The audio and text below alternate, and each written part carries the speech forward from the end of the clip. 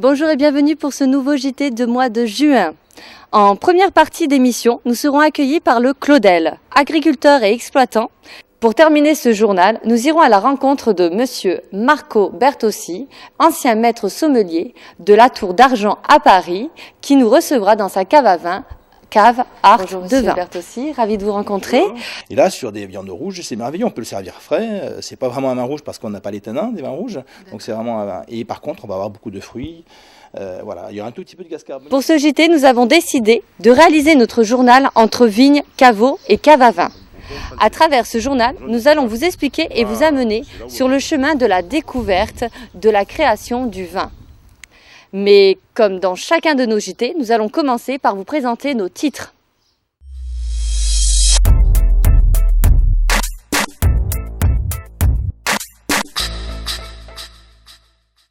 D'abord, nous allons accorder la première partie de notre journal à nos partenaires qui ont renouvelé pour ce mois-ci. Ensuite, nous allons vous présenter les nouveaux partenaires qui ont rejoint le groupe de Sortir en vidéo. Enfin, nous avons décidé de recevoir Claude Bousquet et pour conclure avec notre invité, à l'occasion de la Fête de la musique 2013, nous regarderons le caveau, le Claudel, sous un angle musical.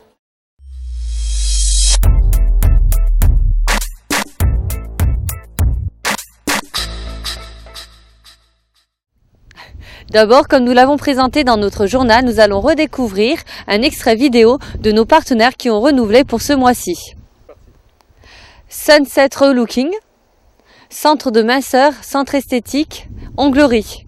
Bienvenue chez Sunset Relooking à Jacou, où Jeanne et son équipe vous accueillent dans leur centre entièrement spécialisé dans la minceur, la beauté et le bien-être.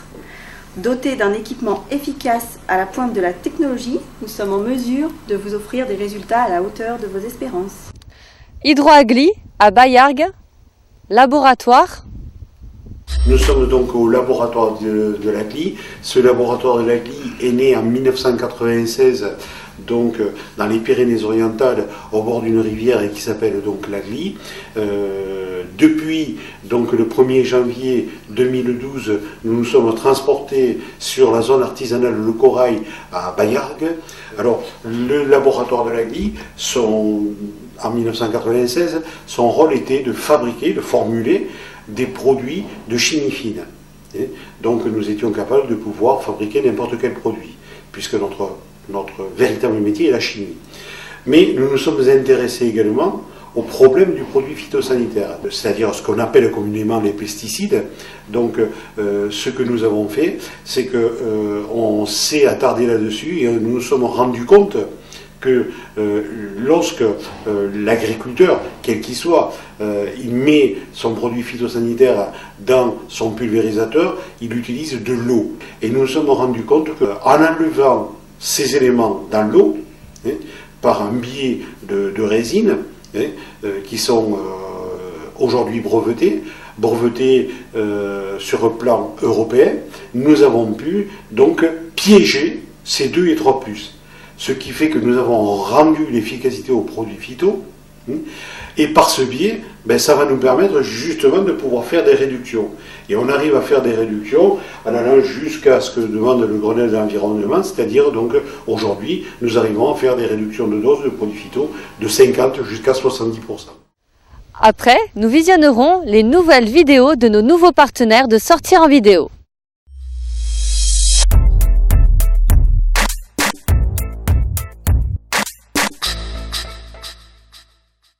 Le 34 Baker Street, location de cab londonien avec chauffeur privé pour tous les événements de la vie.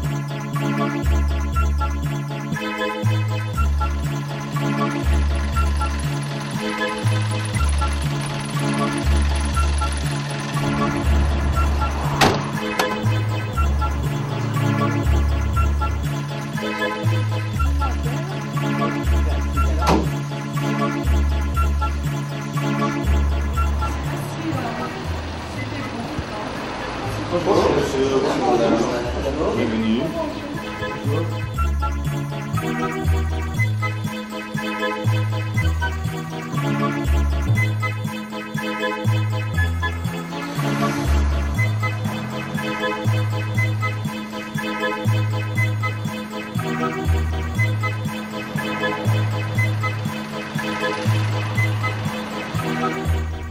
Catamaran Picardie, soirée privée en mer, coucher de soleil, DJ à bord et fiesta toute la nuit.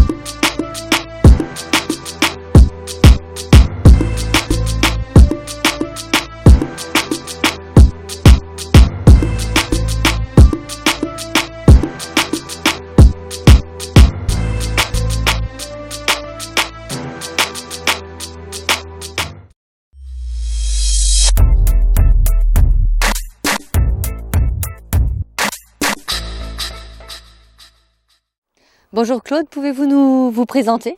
Je sais que vous êtes le propriétaire du Claudel et on aimerait avoir des renseignements sur vous. Bonjour, Claude Bousquet. Donc, j'ai créé mon exploitation en 87 sur la commune de Cournon-Terral à laquelle je suis né. J'exploite sur les communes de Cournon-Terral, Cournon-Sec et Aumelas une cinquantaine d'hectares de vignes. Les parcelles ont été replantées au fil des ans avec du merlot, de la syrah, du cabernet sauvignon, du grenache, du marselan, du pinot noir pour les rouges, du chardonnay, de la roussanne, du vermentino et du viognier pour les blancs. La majeure partie est vinifiée en Pays d'Oc et en AOP Languedoc. C'est en 2009 que naîtra la cave du Claudel pour une partie de sa production qui est vinifiée en cave particulière et principalement conditionnée en bouteille et en bip, avec des cuvées en monocépage ou assemblage. Le marché des particuliers en vente directe ainsi que la restauration a été ses premiers clients. Aujourd'hui, il commence à développer l'export en faisant des salons avec Sud de France sur les USA, le Canada, la Belgique ainsi que la Chine où des contacts ont été établis. L'exploitation regroupe 54 hectares de vignes sur les communes de Cournon-Terral. Nouvelle parcelle, je viens d'acquérir le Claudel, de la syrah. Claude Bousquet créa son exploitation en 87 sur sa commune natale de Cournon-Terral, aux portes de Montpellier. Les parcelles seront replantées au fil des ans de cépages améliorateurs tels que merlot, syrah, grenache, cabernet sauvignon, marselan et pinot noir pour les rouges. Chardonnay, vermentino, viognier et roussanne pour les blancs. C'est en 2009 que le Claudel naîtra en créant sa cave particulière pour une partie de sa production, conditionnée en bouteille et bip, avec des cuvées à monocépage ou assemblage en Pays d'Oc ou AOP essentiellement. Le marché des particuliers et vente directe ainsi que la restauration a été ses premiers clients. Aujourd'hui, il commence à développer l'export en faisant des salons avec Sud de France sur les USA, le Canada et la Belgique, ainsi que la Chine où des contacts sont établis. Et quelles sont vos méthodes de travail? Alors, l'exploitation regroupe 54 hectares de vignes sur les communes de Cournon-Terral, Cournon-Sec et Aumelas. Celles-ci sont travaillées en lutte raisonnée avec du travail du sol et des traitements limités en fonction de la pression des maladies. La récolte est effectuée de nuit à basse température pour une fraîcheur optimale des fruits et une vinification des plus traditionnelles. et naturel possible. À quel moment est ouvert votre caveau et dites-nous vos projets futurs? Alors le caveau est ouvert sur rendez-vous pour l'instant, ou bien lors de quelques manifestations telles que fête des vignes ou autres, aussi plan de la Croix à Corontéral, mais il va être mis en place des permanences hebdomadaires afin que les clients puissent venir régulièrement. Ensuite, le Claudel a son futur projet de créer son futur chai de vinification et de stockage, ainsi qu'une salle de dégustation au milieu des vignes, afin de faire apprécier et partager au mieux avec ses clients sa passion de métier de vigneron. C'est un projet qui devrait naître dans l'année à venir. Je vous remercie beaucoup pour nous avoir accueillis et je vous dis à très bientôt. Je vous remercie ainsi sortir en vidéo pour votre professionnalisme. Merci beaucoup, au revoir. Et nous revoici à Castelnau-le-Lez où nous allons découvrir monsieur Marco Bertossi qui va nous présenter sa cave à vin, qui va nous parler de son histoire, de sa passion dans sa cave à vin Art de Vin. Bonjour Monsieur Bertossi, ravi de vous rencontrer aujourd'hui. Donc aujourd'hui, Sortir en vidéo a décidé de vous rencontrer et qu'on voudrait savoir un peu votre histoire et qui vous êtes et votre cave. Alors moi je suis maître sommelier, c'est-à-dire un sommelier d'expérience, puisque pour être maître sommelier il faut avoir 20 ans d'expérience. Voilà, donc j'ai un parcours assez ouvert sur la sommellerie. J'ai commencé en 86, je suis allé travailler pendant 6 ans à la Tour d'Argent.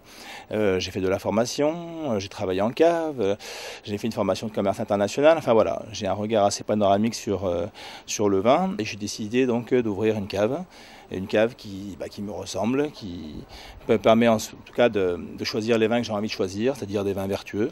Et vous travaillez avec les commerçants, les producteurs d'ici? Alors je travaille avec une bonne partie des vignerons d'ici. Je dirais que je suis à 60% des vins de la cave, ce sont des vignerons locaux.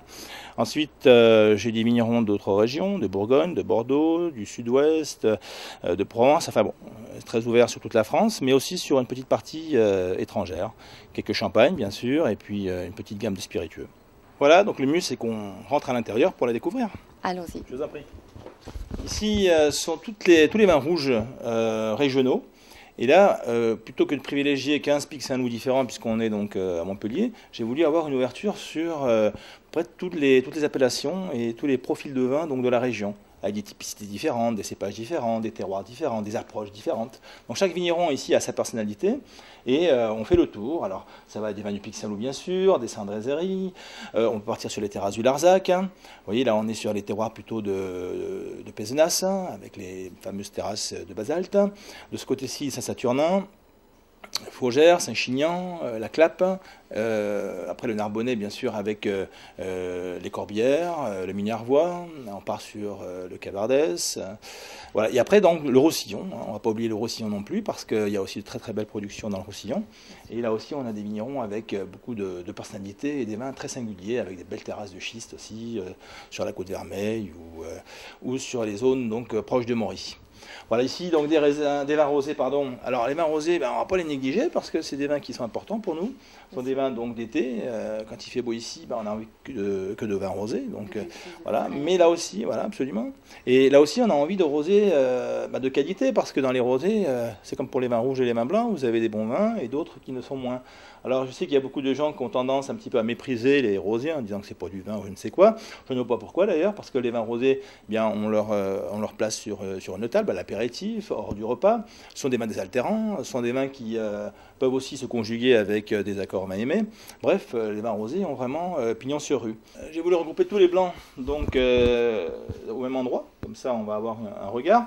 Alors les blancs, j'ai à peu près moitié-moitié, moitié vins de région, moitié hors région. Pourquoi? Parce que nous sommes moins une région à blanc qu'à rouge ou à rosé. Globalement, entre 10 et 15% de nos vins sont des vins blancs, donc c'est vraiment la minorité. Par contre, on va avoir aussi une offre assez ouverte, et là on va trouver beaucoup de vins de pays, très originaux. Pourquoi? Parce qu'avec les vins de pays, on va pouvoir associer des cépages qu'on n'a pas l'habitude d'appréhender ici, ou alors on va avoir une ouverture sur d'autres profils de cépages et d'autres profils de vins. Après, quelques AOC aussi très, très typiques, comme le Picpoul de Pinet, par exemple, qui est vraiment le vin des coquillages, mais pas seulement, puisqu'on peut le mettre sur un petit fromage de chèvre, sur un poisson grillé, évidemment. Faut oublier les champagnes, mais nos effervescents, parce qu'on n'en parle pas assez, mais on a un effervescent dans la région qui est délicieux. c'est la blanquette de Limoux. Et ici, Domaine Delmas, qui travaille en bio, qui fait une blanquette merveilleuse. Je peux vous dire qu'à l'aveugle, parfois, on peut s'y tromper. Vous voyez, et notamment aussi avec le crément de Limoux, où on va associer un peu plus de chardonnay et qui vont donner des effervescents avec un peu plus de coffre. Donc, on va se rapprocher un peu plus du champagne. Et voilà, ce sont des effervescents intéressants. Et la blanquette ancestrale, le plus vieux mousseux de France, enfin de la région, c'est les premiers mousseux, parce qu'autrefois, on faisait les mousseux de façon très spontanée, comme ça, là, et on avait toujours un petit peu de sucre et très peu de gaz carbonique, parce qu'on ne connaissait pas, si vous voulez, la méthode champenoise. Et donc, ce sont des vins moelleux, pétillants, très peu alcoolisés, qui vont très bien sur les desserts, parce que le sucre, c'est du sucre du raisin. D'accord. Voilà. Donc, les champagnes, bien sûr, avec une déclinaison, donc on ne va pas faire le tour, mais des champagnes blancs de blanc ou des blancs de noir, blancs de blanc plutôt à l'apéritif, des blancs de noir plutôt pour le repas.